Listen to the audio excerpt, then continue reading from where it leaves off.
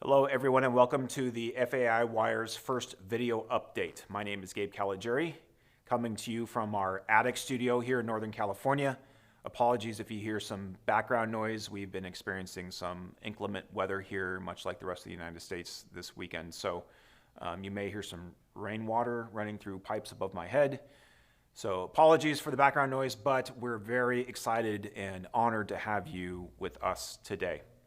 And I just want to start by thanking all of the Wire readers and listeners that have been following along with us for the past almost 5 years now. You've been reading our articles and listening to our audio podcasts and have had many encouraging words for us over the years. So I want to start by thanking you all and excited to bring you a video update today where we can discuss not only geopolitical events taking place in the Middle East and North Africa, the Muslim world, but also the biblical perspective of those events, especially as they relate to the spread of the gospel of the kingdom in that region of the world. So as always, it's a blessing to have you with us. We will hopefully be releasing these video updates every other weekend on Saturdays. The Wire is a little bit more unpredictable than some other FAI content. It's a little harder to schedule out only because of how events unfold on the ground, but we will make an effort to make sure that you get regular content with the Wire, and in busier seasons, maybe there will be a little uptick in our release cycle, so to speak. So thanks again for coming along with us today, and we'll begin with our first update. As many of you know, southern Turkey and northern Syria has been reeling from a series of devastating earthquakes. The first series of earthquakes happened on February 6th of this year, so just about 3 weeks ago. They were twin 7.8 magnitude and 7.5 magnitude earthquakes that spread out across 10 provinces in southern Turkey and several provinces in northern Syria. Entire cities were leveled by these earthquakes. Thousands of structures collapsed. In some cases, many cities, including the biblical city of Antioch in southern Turkey, looked like they had been hit by an atom bomb, were completely leveled. Tens of thousands, if not hundreds of thousands of people trapped under the rubble. The Turkish government so far has confirmed at least 43,000 people dead, tens of thousands more injured or maimed, and 1.5 million people left homeless. In Syria, it's a little more difficult to determine, only because the Syrian government has not been forthcoming about its casualty statistics, and the northwestern part of Syria, which was hardest hit by the earthquake, is rebel-controlled, and it's difficult to get observers and rescue and relief workers in and out of that area to observe the damage. So it's hard to know what the effect has been in Syria. At least 5,000 dead, could be 3 or 4 times that many. We just don't know at this point. But nonetheless, absolutely devastating series of earthquakes. There was another series of aftershocks just last weekend, a little less powerful at 6.3 and 5.8. But many structures that had already been weakened by the first series of earthquakes ended up collapsing in the aftershocks that came in the days afterward, killing and injuring more people. At this point, search and rescue efforts are starting to wind down. You may have seen right after the earthquakes, just hundreds and thousands of people pouring in from all over the world, search and rescue teams, and relief workers into Istanbul airport to spread out into southern Turkey and to assist with recovery operations. Rescue teams were finding survivors in the rubble even 2 weeks after the earthquake. Hundreds of people have been pulled out alive, some of them almost miraculously so after being caught under rubble for almost 2 weeks. seemingly with no food or water, managed to be rescued alive. In some cases, those have even been young children and babies that were trapped under rubble for days and should have been dead, but were somehow pulled out alive. Some of you might have read and seen video testimonies of young children, including, I think it was a 6-year-old girl who talked about a man, either a man in white clothing or with a white beard, or possibly both, that was with her in the rubble for days and who both gave her food and water. So several of these testimonies have come out from mainly young children inside Turkey who survived in rubble much longer than they should have without food or water. So it would seem as though that the Lord has gone before the workers into these areas, and either personally himself or through his angelic workers have been providing for people in the rubble.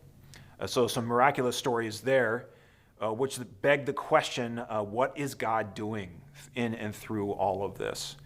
And so there's some short-term implications to this, and there's also long-term implications. The short-term implications are a little bit more acute and more obvious. Obviously, this is the largest and most severe humanitarian crisis occurring in the world right now. It's hitting a part of the world, especially in Syria, where the civil war has created the largest humanitarian crisis over the past 10 years that the world's experienced since World War II, the largest refugee crisis that the world's known since the Second World War. And so why would the Lord hit this area of the world with such a devastating earthquake when it's already been so weakened and so impoverished by years, decades of war and economic turbulence? We don't really have an answer to the whys, but we do see some ways in which the Lord might be beginning to work. The testimonies of people pulled out of rubble being one of them. The opportunities that some Christian rescue and relief organizations have had in open doors to be able to provide aid and relief to the people in southern Turkey and northern Syria. And obviously, as a relief organization in the immediate area, FAI has joined in those efforts. So if you'd like to sow into the efforts that the operations that we're conducting right now, you may do so by following the URL here at the bottom of your screen and donate as the Lord leads you to. And of course, we would ask everyone to join us in regular intercession for the people of southern Turkey and northern Syria as rescue operations are winding down. So as rescue operations wind down, that's when relief operations begin to spin up. As I mentioned, there's 1.5 million people that are homeless right now in southern Turkey, many thousands more in northern Syria. It's difficult to get into Syria at all, either the regime-held areas or the rebel-held areas of Syria. Much more complex situation there, but plenty of open doors in southern Turkey right now. And so a lot to pray for, especially that the Lord would be sending his workers, his laborers into that part of the world to go through doors that have literally been shaken open by this event to minister to people in need. So that is a worthy cause. And if you haven't yet watched Jeff and Steph's Zoom conversations on the earthquake, I'd encourage you to watch that. Those dive a little bit deeper into what our response as believers can be to disasters such as the earthquake. But here on The Wire, we also like to talk about geopolitics. So the shorter term implications for this disaster, there are implications in both Turkey and Syria. In Turkey, there's a presidential election coming up in about 3 months. Reigning President Recep Tayyip Erdogan is up for re-election in May. He's been in power for about 20 years now. His Justice and Development Party, or AK Party as it's known in Turkish, has been in the majority in the Turkish National Parliament now for about 20 years. So Erdogan and his AK Party has dominated national politics for 2 decades. However, it's a different story on the provincial and local level inside Turkey. There's a lot of opposition to Erdogan, especially in more metropolitan areas such as Istanbul, who have elected opposition mayors recently that are opposed to Erdogan's government, and also in the eastern part of Turkey, the Kurdish majority parts of Turkey. Obviously, Recep Erdogan has not treated the Kurdish people very well in the past decade or so, and so he has a lot of political opposition there from other parties who would like to see the AK party out of power. So some of those have banded together to form a coalition in this most recent election. It remains to be seen whether or not the earthquake will have a negative or positive impact on Erdogan's chances for re-election. However, I believe, and most people I know that are familiar with Turkish politics believe, that Erdogan, either by hook or crook, will manage to get re-elected. He's taken pages out of the playbook of Vladimir Putin in Russia, where Putin hasn't and Erdogan necessarily haven't completely abolished all other political parties like what you might see in communist China or other one-party states, but they have managed to sideline opposition parties enough to the point where they're not really viable, at least on the national level, to win elections. And that's either by legal proceedings. Many opposition politicians in Turkey have been accused of collaborating with the PKK, Kurdish militia in Turkey and Syria and Iraq, which Turks consider to be, the Turkish government at least considers to be a terrorist organization. So the Erdogan administration's go-to modus operandi has just been to accuse their political opponents of collaborating with the PKK, which is illegal in Turkey, which allows them to remove them from office and prosecute them, and in many cases, put them in jail.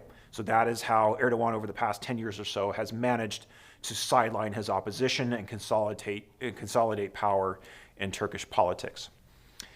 So, although there are a lot of critical voices against his government in Turkey and a lot of high-profile cases of corruption and graft in the AK party, especially recently, all indicators would seem to suggest that he is going to win the next election, despite the recent earthquakes in Turkey. In Syria, again, it's a little bit more muddled and more complex. Syria is subdivided between different parts. The parts that the Syrian regime controls, which is most of the south and west of the country, that's the government of Bashar al-Assad. The rebel forces, which at one point during the Civil War, early in the Civil War, controlled much more of the country, are now contained in a very small enclave in the northwestern part of Syria, in Idlib province. That is a province that was the hardest hit by the earthquake in Turkey, and which has the least access to the resources it needs to respond to a disaster such as the earthquake. And then the other section of Syria is the northeastern part of Syria, the Kurdish majority part of Syria, known as Rojava, or the Autonomous Administration of North and East Syria. It is still technically part of the nation of Syria, but acts autonomously, has its own democratically elected government, where Kurds and Arabs and Assyrians and other minority groups work together. And what is, besides Israel, probably the Middle East's most successful democratic government. And they are protected by the Syrian Democratic Forces, the largest part of which is a Kurdish militia known as the PYD, that somewhat related to the PKK. And so the Kurdish militias inside Syria are also a target, have been a target of the Turkish government, the Turkish military now for about a decade. There have been several military operations inside the Kurdish majority parts of Syria in order to allegedly root out the PKK, although we've seen over time many Kurdish people displaced in this sort of ethnic cleansing and Arabization, Turkification process taking place in former Turkish or former Kurdish areas of Syria. So that is the current picture in Syria. How the earthquake is going to factor into geopolitics in the region, again, remains to be seen. If there's one thing for certain in the Middle East, it's that nothing is certain. So it's difficult to really predict how any one of these things can have an effect. We just know that such a massive event as these earthquakes will have ripple effects over time in the region, both politically, economically, and spiritually as well. So we'll continue covering that story, and as things develop, let you know over time what we think are the important things to watch in both Turkey and Syria related to the earthquake.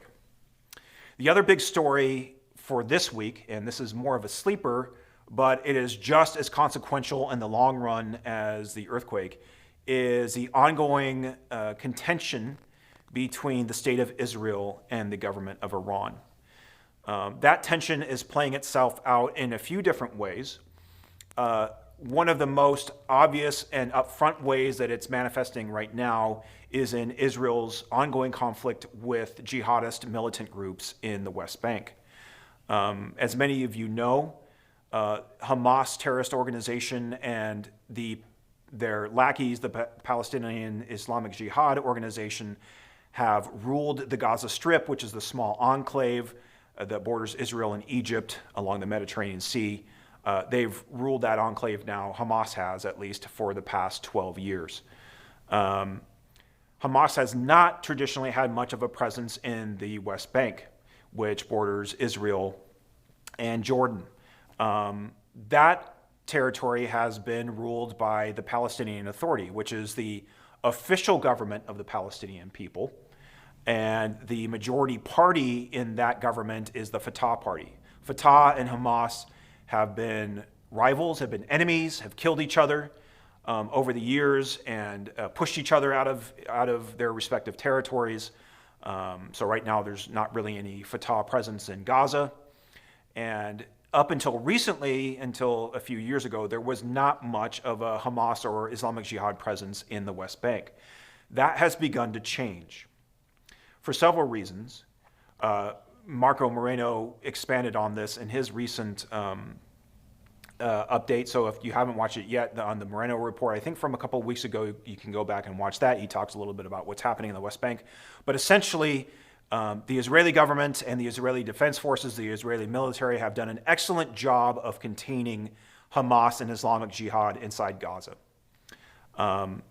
The rocket systems that Hamas and Islamic Jihad have in Gaza, many of which were provided and funded by the Iranian government, have been effectively neutralized by the IDF.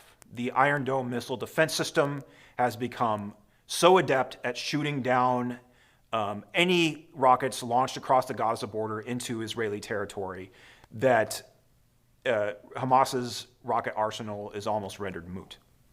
It's almost a non-player in the conflict at this point.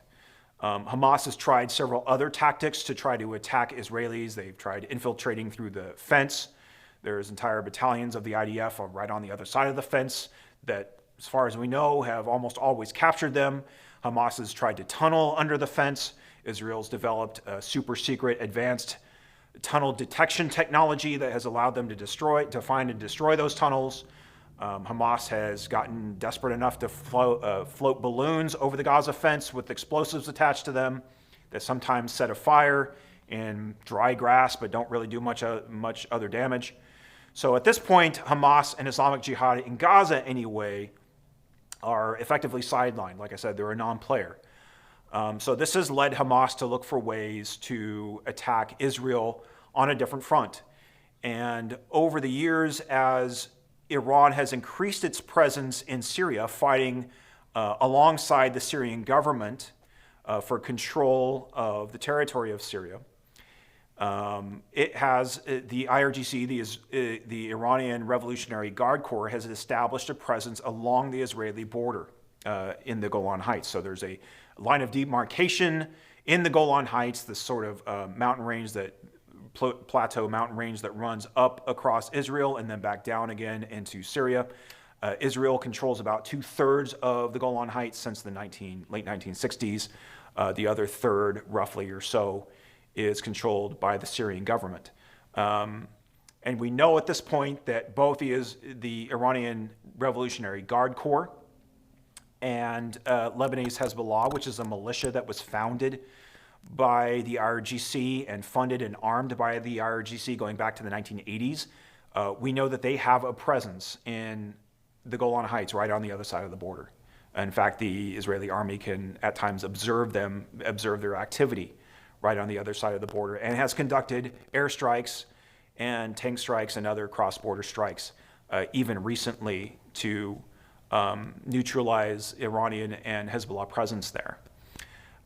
So Hamas and Islamic Jihad, who are patronized by Iran, have begun to build a presence in the West Bank, as Iran and Hezbollah have been able to begin smuggling money and guns, small arms, across the Lebanese border and across the Jordanian border into the West Bank. And several networks of weapons and money cash smuggling have been exposed by the Israeli government and thwarted. But we have seen over, especially the past year and a half, a big uptick in the amount of weapons held by militant organizations in the West Bank, and the growth of those militant organizations. It would seem that Hamas and Islamic Jihad now have a growing presence in the West Bank. They're working together with militant groups in the West Bank that were traditionally their rivals, such as Al-Aqsa Martyrs Brigade was an offshoot of Fatah. They were enemies. Now it appears that they're working together to fight against their common enemy, Israel. And parts of the West Bank that even just a decade ago were considered to be fairly quiet, such as the economic center of Jenin or the city of Nablus, are now becoming hotbeds of militant activity. And the IDF is conducting almost weekly raids, sometimes very daring daytime raids, in those cities to go after Hamas and Islamic Jihad as they are building cells and accumulating weapons and plotting attacks against Israelis. We've recently seen some of those attacks carried out against Israelis, especially in border areas of Jerusalem that border, the Israeli part of the Jewish majority part of West Jerusalem and the Arab majority section of East Jerusalem. We saw an attack on a synagogue in East Jerusalem just last month that killed 7 worshipers there. Another gun attack near the old city of Jerusalem that saw 2 Israeli men shot, a father and a son, and then just recently a car ramming attack shortly before Shabbat, just a couple of weeks ago. So we definitely see an uptick in violence, especially gun violence used in terrorist attacks in Jerusalem and in areas around the West Bank border fence. And so the stakes are being raised higher and higher in the West Bank. And it seems for whatever reason that the Palestinian Authority, the security forces there, either are not able or not willing to really check the spread of Hamas and Islamic Jihad. In fact, we've even seen recently Hamas raise banners up on the Temple Mount outside the Al-Aqsa Mosque, claiming the Temple Mount as their territory. So definitely seeing a rise in tension there, with the Israelis responding, many of them with the memory of the first and second intifadas, which saw thousands of Israelis killed in the late 1980s and also in the early 2000s. Israelis, of course, determined to prevent anything like that from happening again, and so are taking preemptive action against militants where they live. And so we see these operations taking place. Obviously, the IDF is doing what it can to minimize civilian casualties. That's difficult in places like Jenin, especially in what are considered to be refugee camps, very densely populated neighborhoods in the West Bank. Sometimes the IDF has to carry out these raids during the daylight, either because there's some sort of imminent attack that's about to take place, or they have some intelligence that they have to act on immediately, so they have to do it during daytime when there are civilians out and about. Although they do what they can to avoid civilian casualties, they can't always do that. There's people that don't necessarily stay away from the line of fire. There's the fog of war, and it's difficult to tell sometimes who is an aggressor and who is not.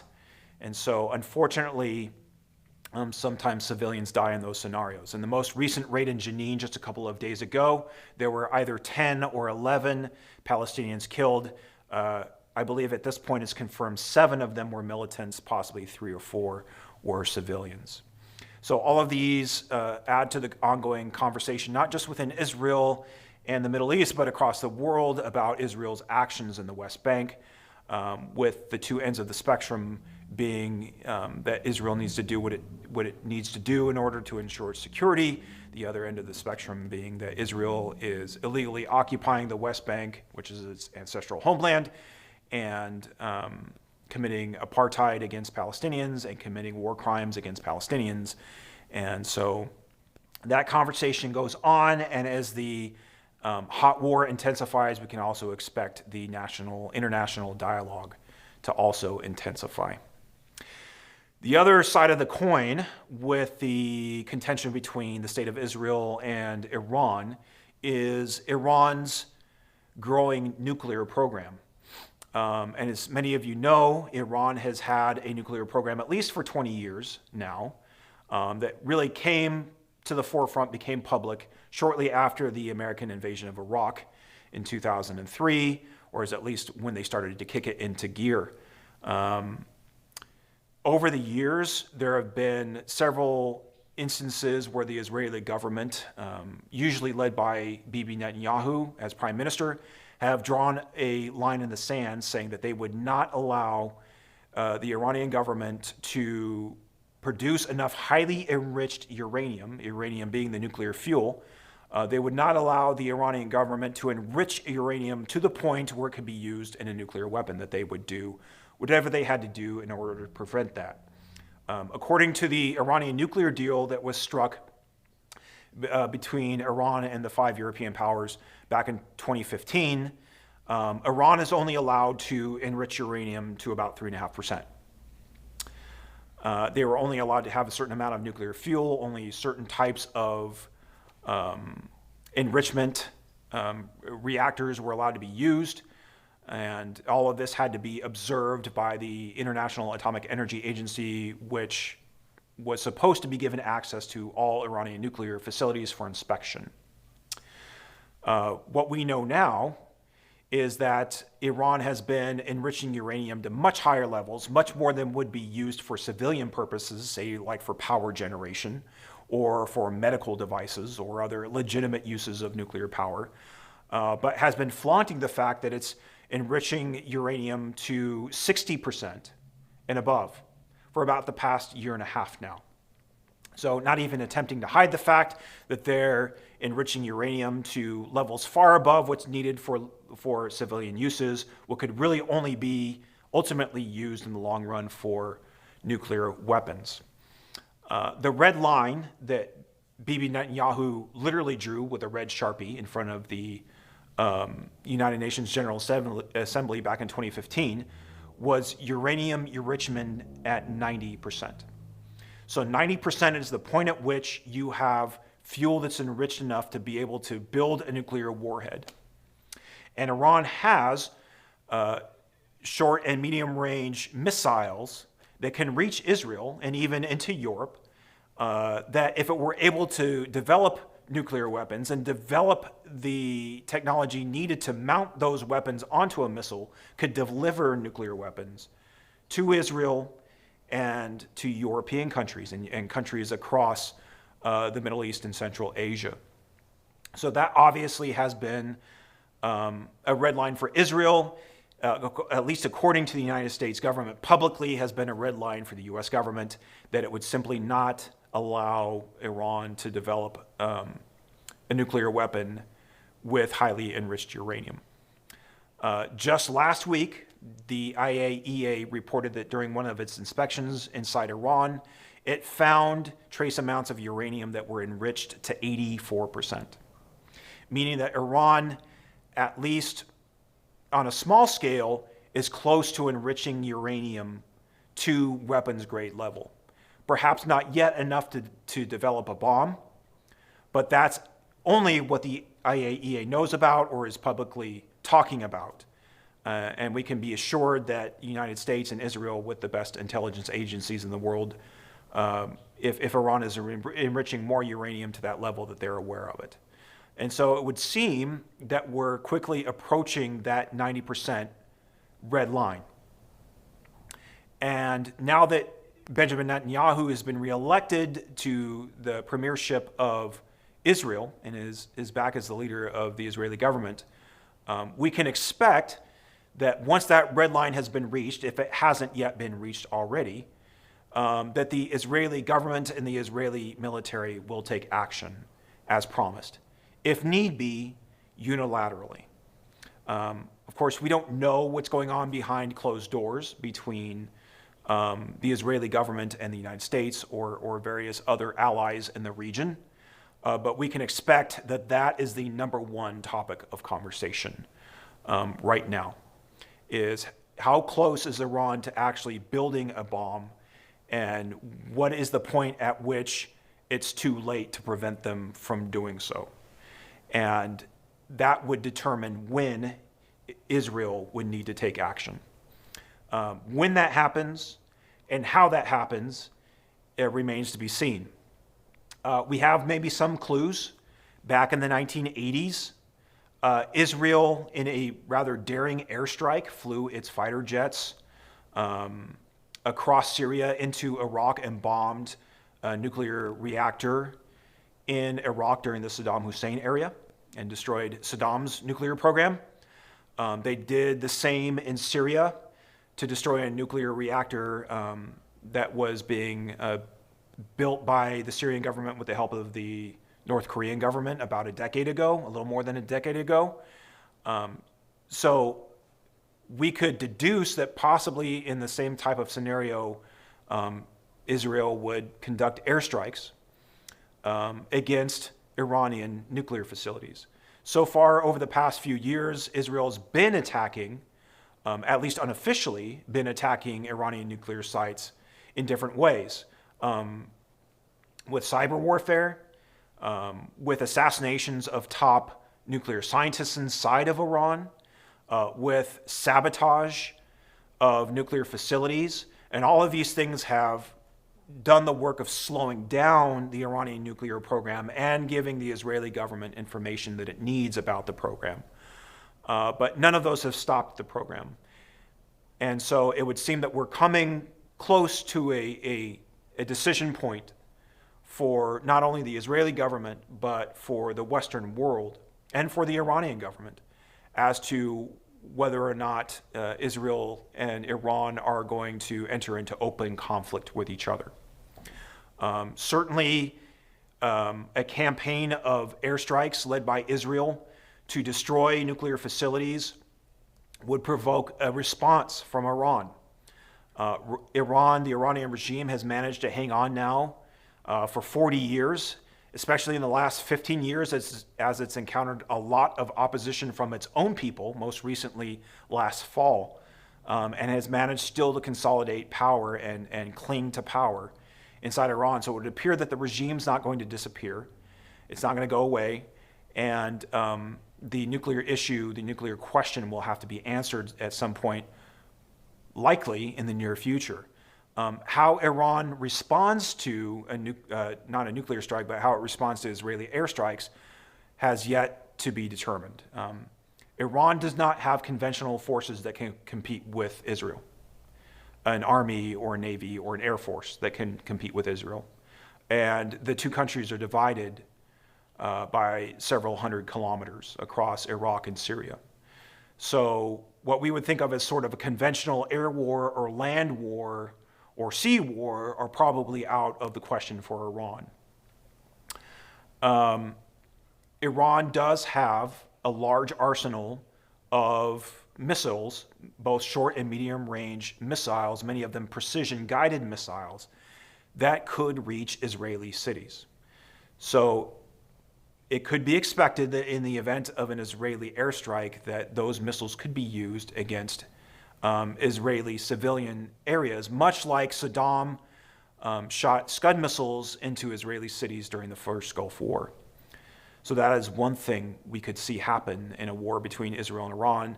Another thing that we would likely see is not a symmetric warfare between Israel and Iran, but an asymmetric war whereby which Iran uses its proxies to attack Israel directly. So I mentioned Hezbollah earlier. Hezbollah is a child of the IRGC, was born from the IRGC in Lebanon, the Shiite parts of Lebanon in the 1980s, and has developed into a very well armed and a very well financed militia. The Hezbollah militia is bigger and stronger and better armed than many state armies around the world. And among other things, has a very large missile arsenal, which is much larger and much more capable than the rocket arsenal that Hamas and Islamic Jihad have in Gaza. It's estimated that Hezbollah has somewhere around 100,000 missiles in southern Lebanon and Syria. That there is a network, a ground land bridge of men, fighters, material, and weapons that stretches from Tehran in Iran all the way across Iraq, Syria, and into Lebanon and southwestern Syria near the Golan Heights, that is just feeding Lebanese Hezbollah with weapons and money and fighters. And many of these missiles that Hezbollah has are equipped with precision guidance systems, which means that they can be very accurate when striking Israeli cities. So in the event that Hezbollah were to go to all-out war with Israel, say possibly following Israeli strikes on Iranian nuclear facilities, or who knows when or why, but say that that were to happen, that type of war would be very different than the wars that we've seen Israel prosecute in the Gaza Strip against Hamas, or the military actions that it's taken against militant organizations in the West Bank. The stakes would be much higher because Hezbollah has enough missiles, many of them precision guided, to be able to overwhelm Israeli missile defenses. And it would not be dozens of rockets being fired each day or hundreds of rockets being fired each day like we see in the Gaza wars. It would be thousands of rockets being fired, not just in one part of Israel or parts of Israel, but in all of Israel every day. And so in such a scenario, the Israeli army, the Israeli military would have to act in a much more decisive way, in a much more proactive way, would not be able to employ many of the tactics that it's employed in Gaza to minimize civilian casualties, just because of the urgency and the severity of the situation, would have to act preemptively to take out as much of the Hezbollah arsenal as they can up front, and that would result in higher civilian casualties, unfortunately, both in Lebanon and potentially in Syria and in Gaza and potentially even the West Bank. A conflict like that would be much larger than what we've seen, probably anything that we've seen since the Yom Kippur War of 1973. And the international geopolitical ramifications of such a war, again, we can't know for sure what it would be, but we, again, have clues. If we look back to Operation Protective Edge in 2014, we see a massive international response to that very limited, very restrained Israeli action in the Gaza Strip, which saw very few civilian casualties. And so any larger war that involved more civilian casualties, even if it was completely necessary to do so from the perspective of Israel's survival, we could expect to see the same sort of international outcry from many of those who already would consider themselves to be anti-Zionists, that already question the legitimacy or deny the legitimacy of the state of Israel, the right of the Jewish people to live in their ancestral homeland. And so that sort of demonic bias that already exists across the world would have an opportunity to flare up. And we saw in many parts of the world during that previous engagement, the Protective Edge, we saw street demonstrations across the world. We saw signs being held up depicting Bibi Netanyahu as a vampire sucking the blood of Palestinian children, kind of vamping on an old medieval anti-Semitic trope, the idea that Jewish people drink the blood of Christian children or Muslim children. So we could expect to see such a scenario play out, and the implications for that in the church would, of course, be just as pronounced as they are in the general society. Already we've seen different parts of the body of Christ come to disagreement and even division over the issue of Israel and the Jewish people. And that has been an ongoing issue for especially the younger generation of believers in the last 10 or 15 years that have not seen as much of the sort of wars of survival that the Israelis had to fight as the Holocaust passes out of living memory, and as the sort of existential wars that Israel had to fight in the 40s and the 60s pass out of living memory. We can expect to see younger generations come up that don't understand the larger picture of the Jewish people living in their land, and who unfortunately do not have the same background of theological training and understanding when it comes to the issue of covenant as it relates to the Jewish people in their covenant land. And so as we begin to see these conflicts flare up, and possibly a larger conflict flare up in and around Israel as a result of this ongoing conflict with Iran, if that were to happen, we could expect to see fallout, and I would hope and pray that all of us now who are paying attention now, who are doing what we can to search the scriptures and seek the Lord in these areas, would be prepared to give an answer when the question is asked. So again, weighty things happening across the world, and we'll continue to research and report and pray with you and give you opportunities to sow into the work that we are doing in the region to benefit both Isaac and Ishmael, both the Jewish people and Muslim majority nations around Israel.